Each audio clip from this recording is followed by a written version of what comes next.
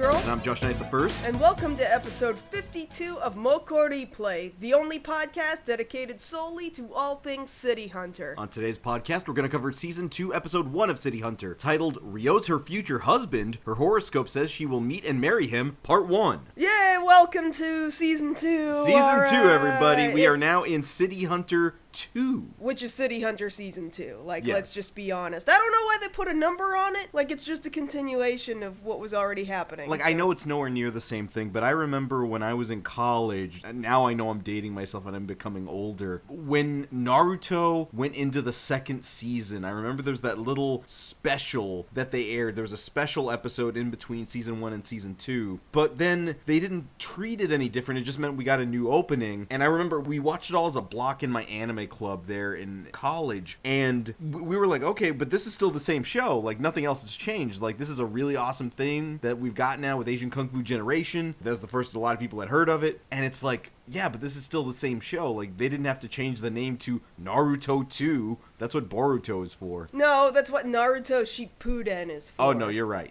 Then that's what Boruto is for. But even then, Boruto... even Shippuden is still the same show. They just, like, they did a time jump or some shit. Yeah, but Boruto is the City Hunter 91 of the Naruto franchise. Not even that, because now you're not even focused on the same main character anymore. You've literally had to focus on some other character nobody cares about. City Hunter did not do that. No, and they it most didn't. certainly has not done that here for the second season. I like how the copyright still says 1987, because that's when it started, but I'm pretty sure it's 88 by now. I'm very certain of that. Yeah, because they hit 1988 during the first season. Because we looked that up during one of the episodes when we were cross-referencing when it aired. Right. So hey, new opening. This is our third opening for Yes. City Hunter. So, our new opening for this season, and we're going to get another one later if I'm not mistaken. Yes. Alright, so this is the first one for this half, is Angel Knight by, I'm not sure how you pronounce this, it's spelled out in English P-S-Y-S. As far as I can see, it's like Psy-S. Like, there's a dot in between the PSY, and then there's the dot, and then there's the S. And there's a subtitle for the song, so it's Angel Knight Tenshi no Iru Basho. Which translated roughly means where angels exist in a living sense. You have way over-translated it. It's just where angels are. Of course, the word basho is place, so place where there's angels. And Iro meaning they're alive where they Iru. are. Or Iru, yes. They're alive wherever they are. Look, we really don't need to go into the part of the Japanese language where you have to differentiate between living objects and non-living objects. That's, again, way over translation. This is the place where angels happen to be. Look, sometimes we have to be Duolingo for some people out there. No, we don't. That's not our job. So this opening, I'll be upfront with you guys, it's not my favorite. It's just kind of there. There is a worse opening. Oh, there is, and we haven't gotten to it yet. It won't be this season, though, thankfully. Yeah, we don't have to worry about that for over a year. Over a year and change, we're going to have this boring theme, and then the much better theme later. Arguably, the second opening for the season, and I don't want to get ahead of ourselves here, but the second opening for the season is probably my favorite City Hunter opening. I mean, it's really hard for me to have any of the openings or closings beat the original ones that establish the show. Like, I only liked Aoki and Aide so much. I think it's too iconic. Well, I think iconic. I would argue that it's much more befitting of the show than Angel Knight is. I agree, yeah. Like, even by this point, like, you guys know, if you've been listening to the podcast, I was starting to get pretty sick of Go Go Heaven. Oh, I can't stand Go. It's so irritating to me. It grates my nerves. It does, but I would almost prefer it over this, over Angel Knight. Because every single time we did Go Go Heaven, here I am, like, twisting my arms around at my torso. Chubby Checkers, the twist. Yeah, doing this stupid. That's what that song makes me feel like. I'm like, this is so irritating, but I just gotta, like, shake my fists back and forth. That's not because I'm having fun. It's because it's the only way to make this, like, tolerable, is to do something stupid at the same time. It's the difference in energy, I think it is, because this opening, I don't feel a lot of energy in it. It's just kind of there. It's a little sleepy. Yeah. It's a little sleepy It rock. is kind of sleepy rock. And, like, it's got a driving beat. You know, but the song itself doesn't make me, like, feel anything. You know what I thought was funny was, we successfully got the Blu-rays for this first half from Discotek, and the title menu, they just play the opening theme as ripped from an episode. From the episode, which has sound effects in it. Like, there's a helicopter in this opening, and Ryo's gotta shoot it down, so you hear the cha-cha-cha-cha-cha-cha-cha of the helicopter, and then as this helicopter explodes on this title menu. Sidebar, that's the best explosion noise I've ever heard you make. Well, my mom always said women can't do explosion noises. And normally... She always said that. And I agree with your mom, because most of the time you can't, but that was a good one, so I had to give you credit for it. Okay, thank you. I don't know why my mom said such a weirdly sexist thing. I guess it's just because she never could make an explosion noise either, so she just thought all women cannot make explosion noises. Well, here at MokkoriPlay, we believe in equal opportunity, explosion noise making opportunities. See, I just needed to practice. Yeah, that's all it was. That's all it was. Also be minorly sick. That might contribute to it a little really bit. all it is practice, because I remember, and this is a sidebar for things going on while we're recording this. You guys aren't going to hear this as we're recording it for probably another week and a half, but just to talk about that for a second, because why the hell not? Unfortunately, as a lot of people know, over the weekend, we found out that Kevin Conroy had passed away. Right. Who was the definitive Batman, the definitive voice of Batman. And I only say that because I remember when the animated series came out, they had these little... You would go to the store, and in the book section, they would have this little... You know how they would have those books, and they'd have a little sound bar on the side? Oh, yeah, those buttons. So, They had a Batman the Animated Series one, and there was a button for the Batarang sound effect. My mom would take me to Walmart, and I would sit myself and read that book cover to cover, and I would just keep hitting the button for the Batarang noise until I learned how to mimic it. You must have been such an irritating child, just repeatedly pushing this button. Yeah, so thankfully from that point on, whenever I in cosplay would throw a Batarang, I know how to make the noise now. Alright, cool. Look, I'm proud of that. I understand. So I say all that to say, rest in peace, Kevin Conroy, and all you need is practice. Great, thank you. And again, here in the opening, we see a lot of... I think there's a lot more of an attempt to make sure that the audience knows, no, despite anything you might hear Ryo say, Kaori is attractive. Like, look at her here modeling in this living poster behind him here in the opening. Lots of costume changes while she's smiling, and she's twirling, and she's just looking real happy. This is how you sell clothes and cosmetics. Even though she does neither of those things. She really doesn't, no. See, now, that's the thing. If City Hunter were released today, they absolutely would have had some kind of cosmetic tie-in with that. Because you think about, like, say Evangelion. Evangelion's got cosmetics. Sailor Moon's got cosmetics. Sailor Moon's got cosmetics. Yeah, you're absolutely right. They would totally do that for City Hunter. Have Kaori put on some nice liner or lipstick. Well, since we're just airing out grievances here. Oh, please. They could have that opportunity, given there's supposed to be another movie. Well, guess what? We ain't forgotten about you, mother effer. Like, we're over here, Sunrise. You have a month and a half, less than a month and a half, in 2022, and we are waiting for news on that damn movie. You lied to us. Which, by the way, so we learned that they're supposed to do some Sunrise event, right? In, like, January or something. It's supposed to be in Ikebukuro out in Sunshine City, I believe, which makes sense. The Sunrise, Greater Tokyo area. Well, no, the Sunrise, Sunshine City. That's what I'm saying. Like, they bought into the sun thing. Yes. Anyway, they listed a bunch of the stuff that they're planning on talking about and a bunch of screenings they're going to have. Here's some Gundam shit. Turn A Gundam. And bunch of other stuff. No City Hunter. How about that? Huh. What's going on with that? What's going on here, Sunrise? It's almost like you forgot that you were making this movie. Well, all I'm saying is that if they actually ever release this movie, which now I'm not sure whether or not they ever will, they could tie in cosmetics with it if they so chose. I say they should. The more merchandise, the better. Even if it's not merchandise I will get, I'm just happy knowing it exists. Mm-hmm. But you did bring up just a second ago, this does continue the trend, or rather this starts the trend, I think, of we can't have an opening without Ryo shooting down a helicopter. Right. Because we're going to see this again. Well, I mean, the first opening, he didn't shoot down a helicopter. No, but from, like, in City Hunter 91, he's going to be shooting a helicopter down again, too. Yes, I understand that. It's just like, you would think the greatest enemy City Hunter ever had was an Apache attack helicopter. From as many times as you're going to see this, just every day that you're watching a new City Hunter episode, you're always given that visual of Ryo having to shoot down a helicopter. Yeah, but it just doesn't happen very often that he needs to shoot down a helicopter. Exactly. That's what I'm saying. Like, why did they decide, oh, this is the thing? This is the thing that we're going to make synonymous with City Hunter because we're going to show it in our opening. He hates attack helicopters. But also, while that helicopter is exploding, you can see in the background, Sunrise is already trying to get their personal, hey, by the way, we're in this show. Like, all the way in the background, you see Hotel Sunrise. Yes. In the back. They didn't even wait. You didn't even wait. Sunrise just thinks they're so clever. They didn't even wait.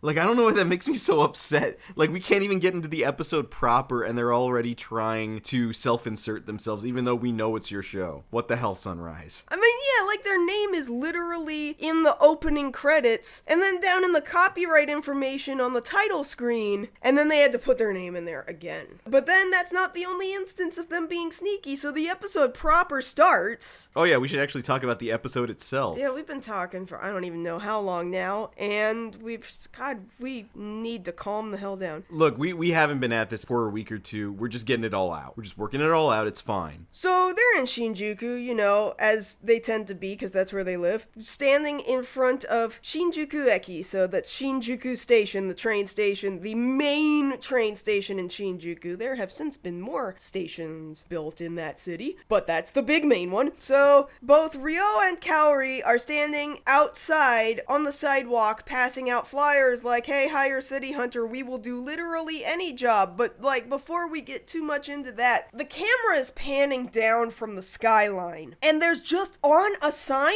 in the background, it just says City Hunter. City Hunter, it's either just 4th or it's 4CH, like Channel 4. Like 4chan? No, it's entirely too early for 4chan. I mean, I know, so it's like weird that it's there. I am of the opinion that it's 4th. It could be. I would love to find out maybe the station number that City Hunter used to air on, and like part of me is wondering if they're shouting out, hey, City Hunter airs on Channel 4. Like that would be really funny, but I don't actually know. I don't think we have a way of looking up that information. Right. Most we know is that it was Monday nights is when it would air back in the 80s. Right. So it's nice that we are kind of sort of continuing on that tradition. But aside from that, we don't know if the number has any significance. All we know is City Hunter's got his name out there. Which, okay, then why do they even need to be passing out flyers? He literally has his name on it's not really a billboard. It's like not really a wall either. Like a sign? It's almost like a business sign. Well, it's kind of the whole thing here, as they will explain. So the whole reason they're out in front of Shinjuku Station is because, as we're told, Kaori and Ryo have gone a full month now with no new jobs. Now, Kaori is telling Ryo, this is your fault because, unfortunately, his reputation precedes him, and everybody knows just how he acts around women. So by this point, he's damn near toxic. Which, you know, fair. He's a sexual harasser. Yeah, he deserves it a little bit. And I do think it's funny, we're pretty much shown the entire flyer, save for the bottom of it where a little bit of Japanese is cut off, but we can see there, you know, it says, you know, will work, do any job, speedy results, bodyguard work, finding people, and also this little drawing of Ryo doing the peace sign. But he also looks really uncomfortable, almost like Kaori said, okay, I need you to pose so that I can get a still life of you right now. And that was the face he was making while she was drawing him, and she just kept it that way. And rather than embellish him with a smile, she's just like, nope, that's how you look, that's how I'm drawing it. Like, that's a little petty. Yeah, but it looks funny. So I'm going to tell you guys right now, the plot for this episode is, one thing, it's a two-parter. So we're in part one of a two-parter. It's going to get real convoluted, so we'll try and keep you guys up to speed with everything, because we're going to go through a couple of beats here. So since they're having to be out on the street handing out flyers to try and drum up some work, usually what that means in any episode that happens is that Kaori is handing out flyers, and Ryo is distracted by some sort of pretty woman somewhere. In this particular case, it happens to be a swimsuit ad just above him. They're outside of Shinjuku Station, which he just can't take his eyes off He's of. literally howling like that dog out of that Tex Avery cartoon. Tex Avery cartoon. Or for those of you who might not he's get a that. wolf. He's a wolf. Yeah, it's a wolf. Or the way The Mask does it, also referencing It's a big bad wolf. It's technically a version of the big bad wolf who's gone to a nightclub and he sees like a sexy singer who's Red Riding Hood and he starts howling at her. So Cowdy sees Ryo just staring at this model and tells him, hey, get off your ass. This is all your fault. Your reputation is the reason we can't get any new clients. I'm doing all the work here. Unfortunately, Ryo is nowhere to be found because he's heard a commotion around the corner. And down a back alley, because it's always some back alley even though it's broad daylight, there's a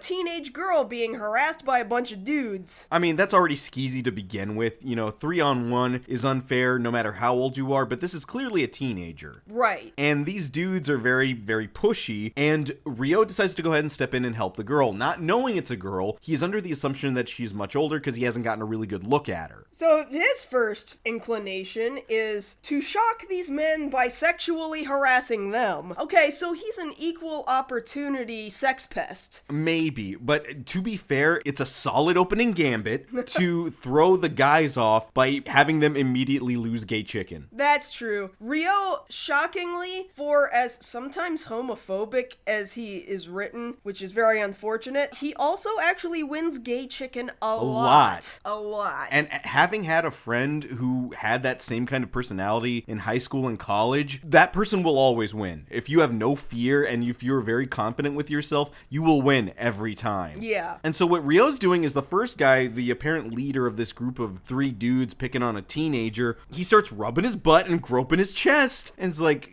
come on, knock it off. And of course, this absolutely throws the guy off, which then leads everybody to be like, hey, let's get rid of this guy. He's being weird. And Ryo trounces these guys. Like, one dude tries to punch him. He deflects it and makes him punch one of the other dudes. Then another dude comes lunging at him, and then he hits him with the chops. Right in the taint. That was kind of weird. It was a weird angle. So it was like not quite the balls. It's somewhere up in that region. And it definitely wasn't the ass. It's pretty clear he karate chopped this guy in the taint. And he goes down. And he's hurt. And these guys all have their pride hurt. And they're like, all right, we'll get you later. Bye. We're never going to see these men again. And then Ryo turns around and immediately realizes, oh, this person is really young. I might not have saved you if I thought that you were any younger than 18. Whoops. Bye. He's not even concerned like, hey, are you okay? He's just like, oh, I guess I did what I did. I'm gonna go now. And this girl, she's just looking at him with wide eyes and doesn't say anything. But we'll get more out of her in a second. So Ryo continues to do what he's there to do. Again, not to drum up business. He's trying to run game on whatever woman he sees. And he manages again, one more time, to actually get somewhere with a woman. He's like, hey, you want to go out? Maybe hang out for a bit, get to know each other. And she's like, tea wouldn't be a bad idea. Yeah, okay, I can do that. Then immediately a second later, I'm not gonna have you pick me up while you've got your little sister with you. So this teenage girl has already followed Ryo out of the alley and is already clinging to him before he even knows what's happened. And for plot reasons and also because Ryo really doesn't care, we don't get her name. We don't need her name right now. She is just girl that he saved in an alley for the moment. And so after this woman that he's running game at leaves, Ryo asks, wait, who are you? And she's like, I found you. Who do you think I am? And she's like, oh, the man I'm gonna marry.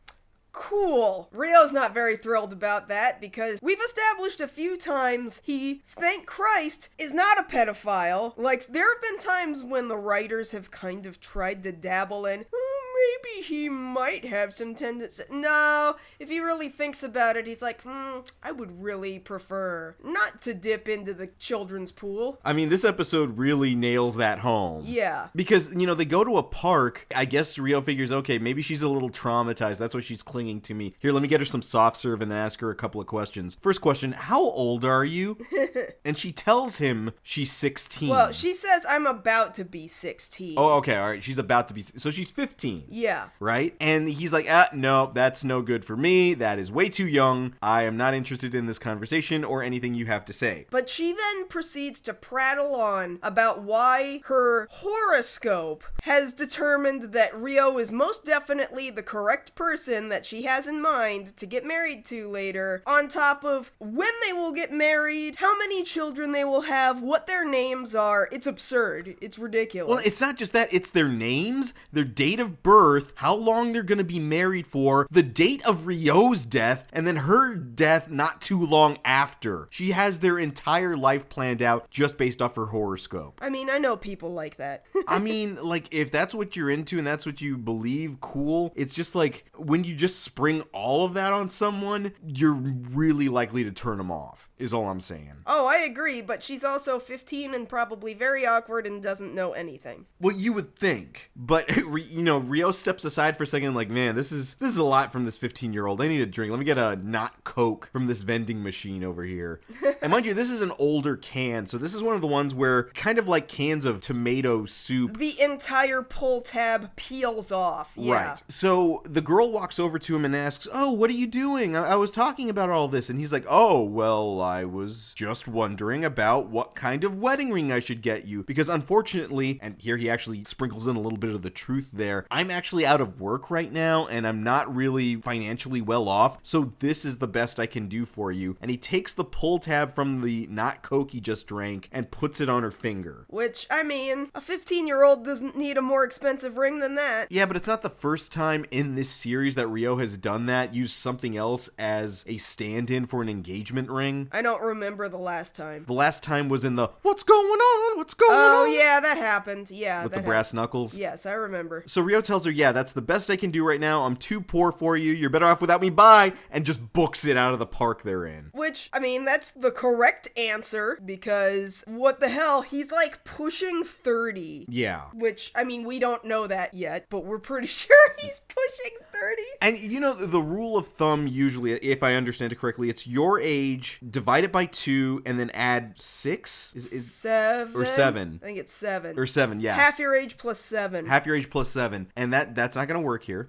So, yeah, Ryo did the right thing, and he figures, okay, I have run out of the park. This girl has literally no way of contacting me or find me. She doesn't know what I look like. I am safe. What do you mean she doesn't know what I look like? She literally has been talking to him face to face this whole time. In his mind, there's no way she'll be able to track him down. Except for these flyers! Yeah, unfortunately, these flyers with literally your name and contact info all over them. Also, on top of the fact that we've established in this show, it is very easy to find Ryo if you really want to. Yeah, you can just, get his phone number. Just, I don't know where, but children can get his phone number, so... Well, guess what? A child got his phone number. Exactly. So we cut to the next day, and Ryo finds that Cowdy actually picked up a job for them. So we're told that this modeling agency, AJA Campaigning, has a poster girl who's very in demand, but unfortunately has been getting threatening letters from a man by the name of pen name Kaijin X. Oh, that's very menacing. And also very, stereotypical, this sounds like one of the old screen names you would have in the early days of, Hotmail or AOL Instant Messenger, Kaijin X. Well, it also just sounds like he took it from a tokusatsu show. I mean, entirely possible. But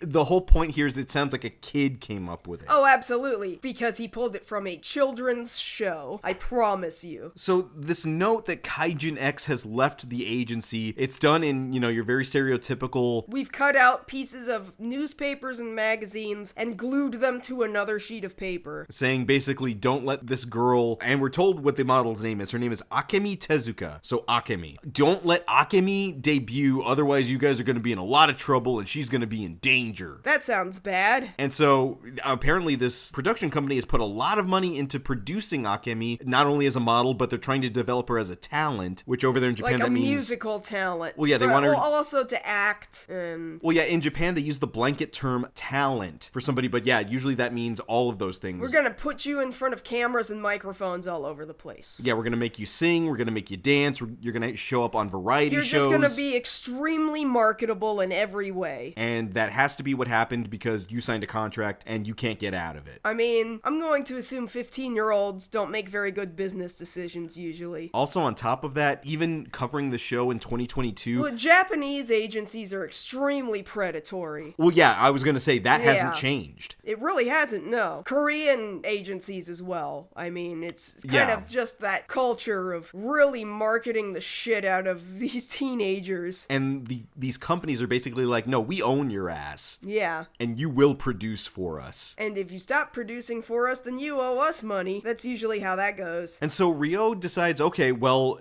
this is a modeling job. I will absolutely take it. But he is right to be questionable about, wait a minute, this is a modeling job with a female model, and Cowdy picked up the job, and notably Cowdy tries to not give Ryo what he wants, and all he wants is female clients. So he is a bit weary of why she agreed to take this job on, and Cowdy's just kind of like, well, you're not gonna be super happy about this anyway, so I thought it'd be fine. What do you mean I'm not gonna be happy about it? Oh, 'cause she's only 15? He's like, excuse me? He comes to find out that this model is the same model that he was looking at the day before in the big print ad, and now there she is right in front of him. And yeah, unfortunately, he's freaking out. No, you lied to me. You set me up.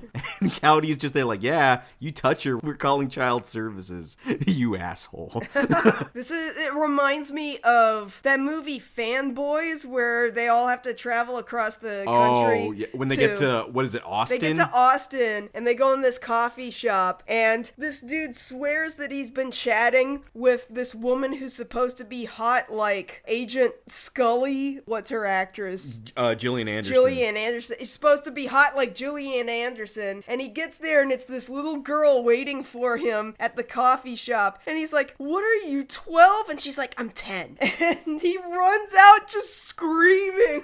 Like, oh no, they're gonna call the feds on me. Oh no, I'm a pedophile. I'm like, no, dude, just shut the fuck up. Now, Ryo realizes that it doesn't matter how well she's done up with her makeup or the outfit she's wearing. He has that policy, and he won't go back on it, so he's like, damn, you really screwed me over on this one, Cowdy. Good job. But then it's not just that. It's also that he's realizing too late he doesn't even recognize entirely who he's talking to or talking about, because she's done with her shoot. And the manager's like, oh, here, let me introduce you, Ryo. This is your client. And she's like, oh, we've met. Yeah, let me put on these normal ass clothes and then put my hair up to down. The 15-year-old girl you were talking to in the park yesterday. So Ryo literally goes to pieces over this, because now on top of that, he knows this girl already likes him, and it's not gonna do anything for him because he doesn't roll with 15-year-olds. Thank Christ. It's just interesting that he, in this moment when he realizes everything having come together, that he refers to this as lolicon woes. Which, I mean, these days we're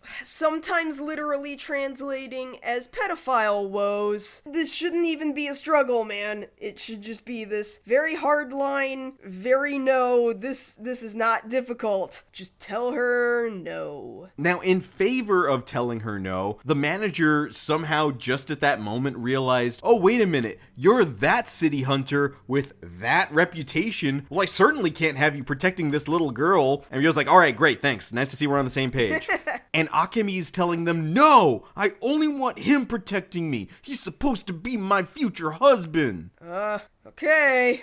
I guess. So unfortunately, yeah, Ryo has to stick around, and Cowdy is no longer seen for the rest of the episode. I mean, that's kind of weird, given that Cowdy is an extremely protective person when it comes to other female people. But is it the case that Cowdy was so confident that Ryo wouldn't do anything that she just decided to leave? I guess she trusts him on that front, which is interesting, because she doesn't trust him with much, but she trusted him there. Well, actually, she trusts him with two things. She trusts him with that, apparently, and also her car. Yeah, he's got her car this whole episode. Where is she, and why does she not have her car, and why does he not have the Mini Cooper? Yeah, we see him driving around in the Fiat Panda, which we've determined is Cowdy's car. But, you know, we've had this conversation before of, like, people will sometimes switch cars, especially if you're, like, a married couple. Yeah. You'll switch cars, oh, hey, I'll take your car to work today, sort of thing. But this is the season opener. Like, that car is iconic to the show. Right. I'd like to see it. Where is it? Not here, and I think it might not even be in the next episode either. Yeah, we'll have to double check on that. Yeah. In any case, so Akemi goes about her routine because,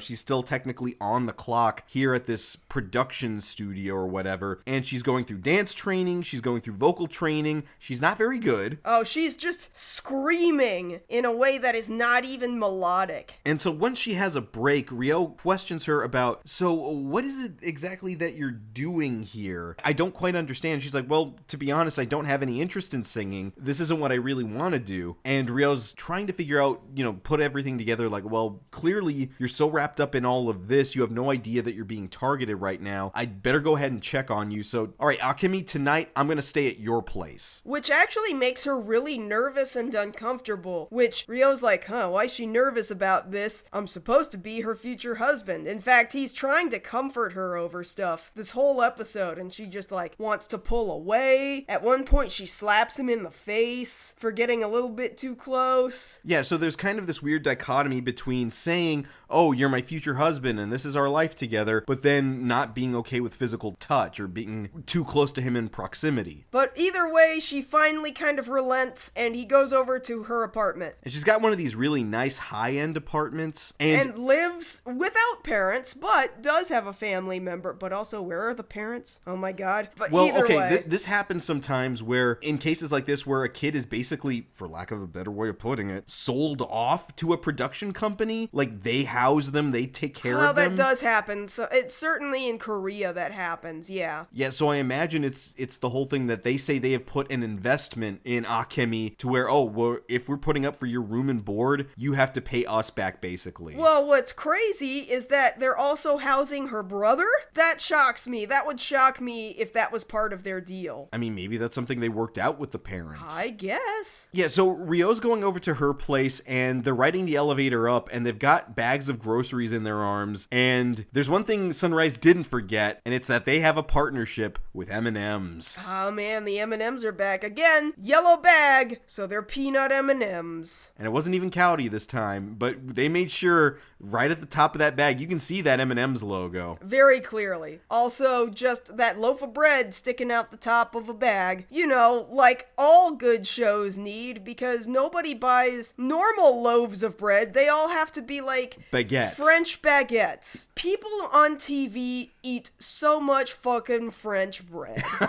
Like, I'm remembering, and again, going back to the whole Kevin Conroy thing, they're in Mask of the Phantasm. In the flashback, Andrea comes back to her house, Andrea Beaumont, and she's got one of those baguettes. That's what I'm telling you. Sticking out of the bag. All shows do this. If you have gone shopping, somebody needs to ask you, honey, where is my baguette? Because, that's the thing you're supposed to buy. Do all cartoons ask that when you're leaving? Okay, would you like a bag? Would you like to donate to charity? Would you like a baguette? I'm saying it's played out. I agree. So they get up to the apartment, and we're introduced to the little brother whose name is Atsushi, and the little brother instantly dislikes Ryo. And, I mean, at first it seems like he's got a pretty good reason, like, hey man, what the fuck are you doing, you pedophile? Stay the hell away from my big sister! Which, I mean, I would think the same thing initially. Because, again, Ryo's reputation precedes him. But also, this time, it's not his fault. This time. Well, I think it's funny that in their initial meeting, Atsushi is bringing Ryo tea probably because Akemi told him to. Right. And he's there, complaining, you're like, I've heard about you, I don't want you anywhere near my little sister. And Ryo decides That's the best... his big sister. Or yeah, my big sister. And Ryo decides the optimal thing to do isn't to, calm him down and be like, hey, it's not even like that. No, he decides to dick with him and be like, hey, you want to know a secret? Your sister's boobs are nice and pink. Which is, kind of gross and offensive. But again, he says later, no, I only said that because, that's a thing you could just guess because she's human. Yeah. But, of course, this absolutely ticks off the little brother even more, and he ends up spilling the tea, literally, on his foot. The hot tea. Yeah, this piping hot tea all over Ryo's foot. Sort of deserved it. Sort of. I mean... It's not quite a hammer, but it'll have to do. So it's time for bed, and Ryo is there trying to make his case, plead his case to Akemi outside her door, well, come on, if we're gonna be married, I need to be able to sleep with you in that room. Which, okay, like, it sounds gross, but he's got a plan. We have to make this conceit for this piece of cartoon fiction. Well, yeah, because you can tell right away, and the show's very clear about this, so we'll be clear about it too, that Ryo doesn't actually want to do this. He's basically calling Akemi's bluff. Yeah, because he thinks, okay, this is really weird that she keeps insisting I'm supposed to eventually be her husband, but she doesn't want to be anywhere near me. So what happens if I keep pushing it? So he's like, hey, let me in there. And she's hey, Akemi, let me sleep in your bed. Let me sleep in your bed. She's just like, no, like, my brother's here. Maybe just wait till we actually get married, huh? Bye. And closes the door and leaves him outside. But he does not stop. And he decides, no, I don't have time for games. We're going to figure this out. So apparently he switched out of his regular City Hunter costume into the green shorts that Little Mac wears in Punch-Out. And he, opens the door to her room. I guess she didn't lock it. And he starts very over the top, being real creepy, and has the little wiggling fingers. He's like, hey, come on, let me into bed.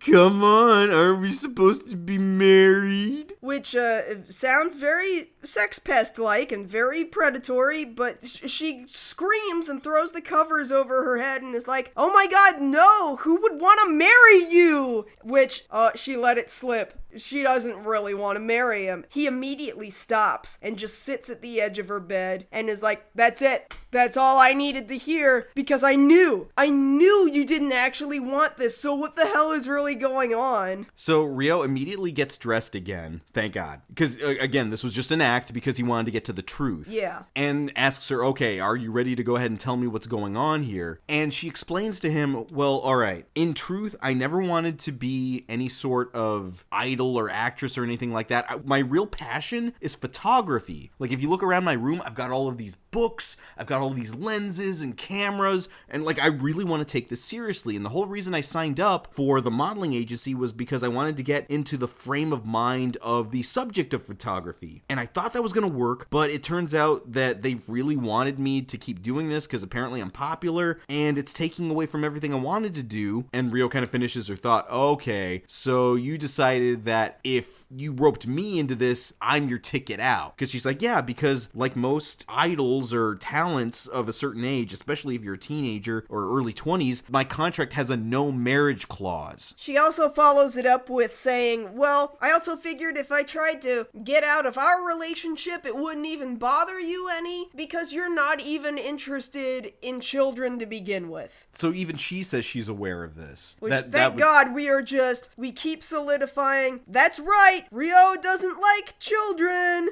which, like, we're gonna need to keep clarifying because there are still, like, little moments where the writers forget that is the case, and they keep skirting real close to it later on, and that's going to bother me when that comes up, when we have so solidified multiple times he's not interested in children. Also, it's the thing that I kind of wonder about, because this is like the second major time where this has happened, where the writers of the episode have established this is a teenager who looks really attractive, and Ryo has a hard time for a couple of seconds. It's a little concerning, but yeah, that's what I'm saying. It really rides a fine line, which is why we have to repeatedly say, well, this show is like a problematic fave, but we're not going to sit here and be like, oh, well, that makes it okay behavior if this were to happen in real life, but it doesn't. Like, this is not real, it's not reality, don't be like this. But I do appreciate, at least in this episode, how they're being very clear, no, 18 is the line, you must be this old to ride. Yeah. So Ryo continues the train of thought of like, oh, okay, so you really wanted to get out of being an idol, so you're the one who faked those letters, right? And she's like, no, the letters are real, I just took advantage of that. Wait a minute, and then suddenly there's a burst of gunfire. Gunshots through the glass window that they're standing right next to, so Ryo's gotta just jump on over and protect her and get her head down on the ground, and all of her really expensive cameras. Like, we didn't talk about just how much photography name stuff. brand equipment here, like Nikon and what happened. Like, we can see some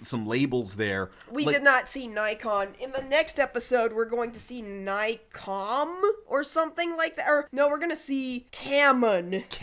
No, but here I swear I saw a Nikon. Well, maybe, but like really expensive cameras and lenses and tripods just shattered, just like, destroyed. It doesn't matter whether or not it was the 80s or now. Being in cosplay and, you know, having friends who are photographers and things like that, just one lens on its own can be really hundreds of dollars. Yeah, exactly. Hundreds if not thousands. And she's got actually a really good setup there in her room. So that's like thousands of dollars down the drain. I almost don't understand why they didn't focus more on maybe her freaking out at like, oh my god, everything that I use in my passion projects is destroyed. It's all gone. Like, think about that. If like you were working on a project and say, you know, you had a bunch of source footage and it all just immediately got deleted. Right. Like, how would you feel? That'd be awful. So thankfully, after the gunfire has stopped, Ryo just calms her down and reassures her, look, I'm going to see this through. Even if I'm not actually going to be your husband or anything, this is still a job and I'm still going to look out for you, okay? So the next day, they're driving her, or Ryo is driving her to her next photography session. And as they're in the car, they're talking about, okay, well, has anything like this happened recently? And she says, well, a while back, the president of our company found a frog in his coat, and our photographer for that particular shoot found a snake in his, like, chair or something.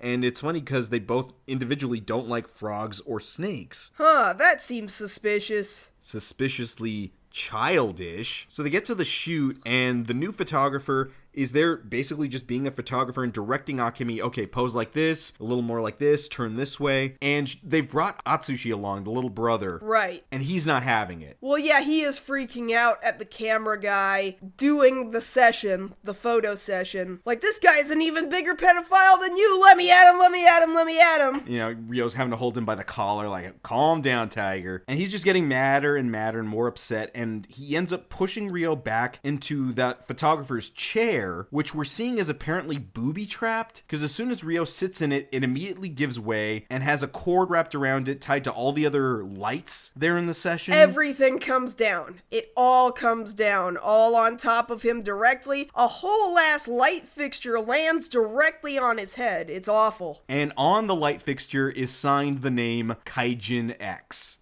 You're really just gonna give your name away? That just seems very foolish, but okay. Like, this guy wanted people to know, oh, I did this. I'm responsible. And the head producer guy that Ryo was talking to at the beginning of the episode, he's like, oh no, he struck again. And he was like, okay, yeah, he did, but like, this is still kind of kiddie somehow. I don't know. So they're having to walk Ryo down to the infirmary. Right, because he's got like a head injury. But on top of that, if that wasn't bad enough, now another thing from above, a water bucket, also signed Kaijin X, just drops in right on top of his head. So are we sure these aren't like middle school pranks? Like, oh, the teacher's coming in. All right, here he comes, here he comes. We got the eraser from the chalkboard. It landed on his head. Oh, it's incredible. We're so clever and so smart. That's basically what's happening here. And Ryo's figuring, okay, I've had about enough of this. I think I know what's going on. So that night, they're back at Akemi's apartment, and we see that, I guess it's the way that their apartments are shaped and positioned. So Atsushi's room is around the corner, like building-wise. His room has a window, and if he looks out his window, he can see across to Akemi's room. That's so strange. That doesn't make any sense. So they don't actually share an apartment. They just live on the same floor? No. They're in the same apartment. It's just, it takes up a corner.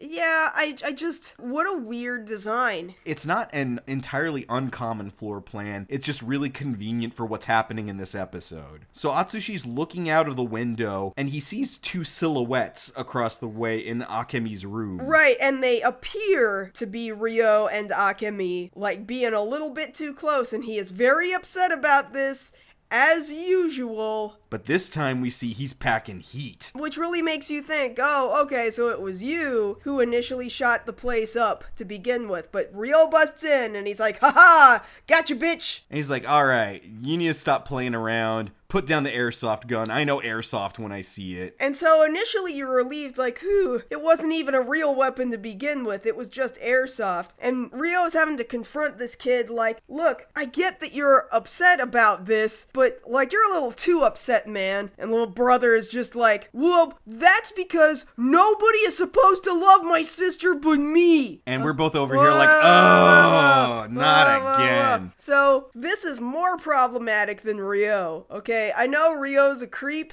but this is verging on incest, man. Well, no, that's the thing I hate about this, because this unfortunately comes up a lot in Japanese media, of the brother that's overprotective of the sister to the point of almost like, I have romantic feelings for them. Like, you see it right now, like if you're watching Spy Family, it's like that between your and her brother. Yeah, this shit's gotta stop. Yeah, like, we're here to say, no, we don't want that. Hopefully he's just, because he's young, hopefully he just grows out of it. He's gotta be like 12. Not even that, he's like 10. You think he's like 10? He's a little kid. Yeah, but he's not super little. He's got kind of a deep voice for a 10-year-old. I blame that on the casting. Like, no, I agree.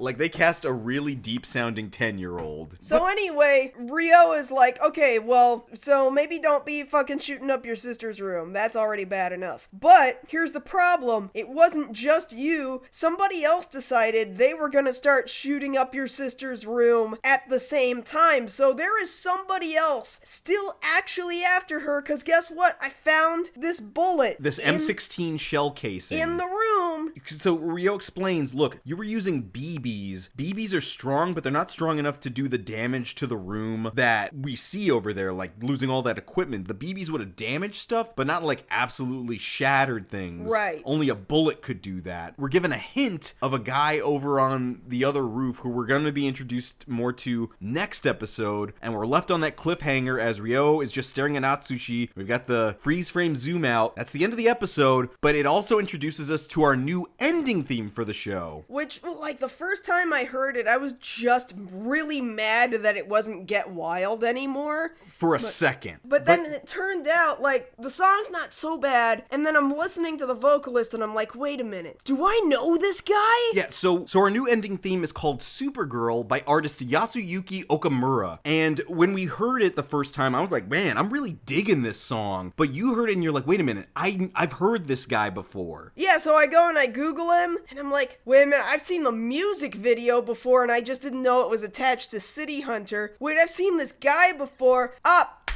It's the opening to Space Dandy. Space Dandy. He also does the opening to Space Dandy. Yeah, so if you've heard that opening, Viva Namida, the guy sounds like that in every song he does. So when we heard him here, it's like, oh, that's totally him. Like, decades passed, and he was still making music. Mind you, there was a brief amount of time where he was not making music because drugs. Yeah, so... Japan does not look very kindly on anyone who has any even moderate amount of drugs, and yet he managed to rehabilitate his career, actually. His musical career. It seems like if you actually do things really well, general society actually does not care whether or not you are doing drugs. It's pretty much just the police. So we get this ending theme, which is a real kind of up-tempo. I'm trying to think of a good thing to compare it to. I think it's not entirely accurate, but you know that song, Get Out of My Dreams, Get Into My Car? Yeah. It kind of sounds like that. No, it does not. At least as far as sounding like, oh yeah, this absolutely came out of the 80s. Okay, well, they sound like they're from the 80s, but they don't sound like the same song at all. No, I'm just trying to compare the feel. Oh, well, I don't agree.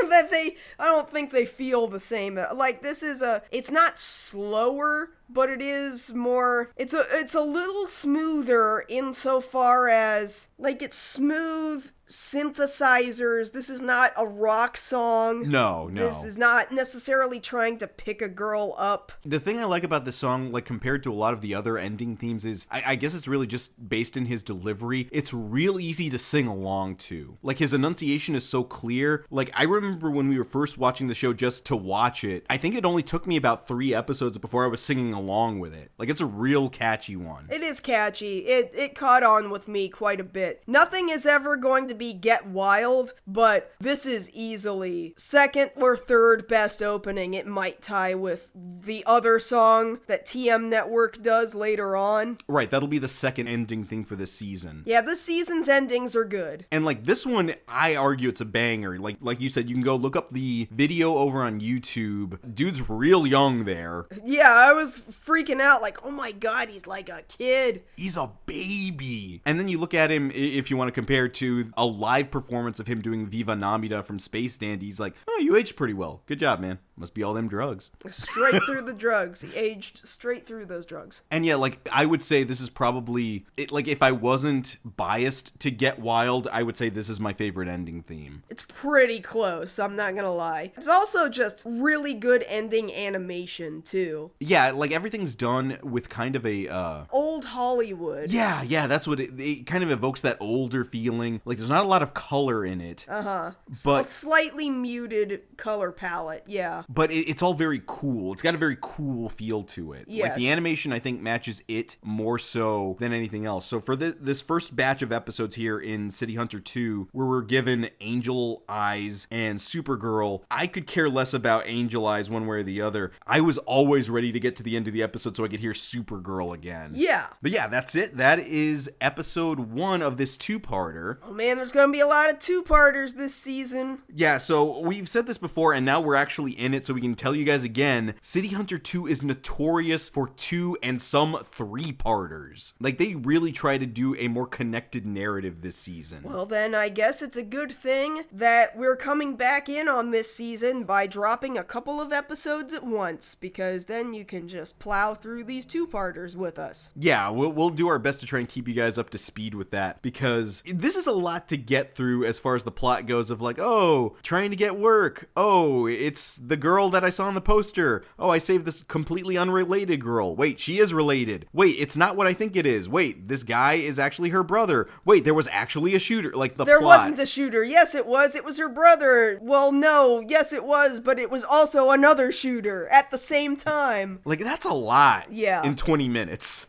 And there's still more. Oh my god, there's still more the next episode. And then even as you go into the episode following the next episode, it kind of picks up, like you almost think it's a 3-parter because they're still following up with who, it's the bad guy. The bad guy is still gonna be there, even though it's not part of this continuing arc of the 2-parter. Yeah, so it's the first time in the story where we're actually given some real continuity, because last season everything was very episodic, save for a couple of those 2-part episodes. But this season, they're really trying to show us, no, this is a continued narrative. We want you to know that the story is actually moving somewhere. Well, it took them a whole year to do that, but now they're finally doing it. And they're doing it live. I mean, not really. You have to animate and wait months to put it out on TV. Also, this was 30 some odd years ago. But we're covering it live. Well, not really. We're pre-recording this so we can drop this all on Cyber Monday. You know what? It's not live. Forget I said that. So next episode, we're going to go ahead and continue with this story of the 15-year-old girl that still needs to be protected from this guy with a mohawk and weird colored hair. Oh my god, we're not supposed to know it's the guy with the mohawk yet. Well, I guess you know it if you see the episode preview. And they kind of show him there at the very end of the episode. A little bit. Actually, during this episode preview, I do want to point out, this whole past year, I have been doing the whole, if you don't come back next time, I'm gonna do something to Josh. Well, that's because if you're now actually watching the show with us in season 2, Kaori says out loud every time, like, she's got some punishment for Ryo if you don't come back and watch the next episode of City Hunter. So this is the first time we hear that, and Kaori's sign off is, I'm gonna hit him with the hammer if you don't tune in. And thus that is why we have been doing it for the last year, and it hasn't made any sense for the last year, but now it should make perfect sense. Yes, because now we've established what that's referencing. Yeah. Well, I guess you can come back next time when we cover the second episode of City Hunter 2. Ryo's her future husband. Her horoscope says she will meet and marry him, part 2. And if you want to catch us outside this podcast, you can always find us both over on Tumblr. I'm at JoshKnightTheFirst. And I'm at MarzGurl. By the way, we don't know what the state of Twitter is, which is why we are saying that. Thank you all so much for listening to our 52nd episode of MokkoriPlay. And if you don't come back next episode, I might just shout in Josh's ear really loud. Wait, what?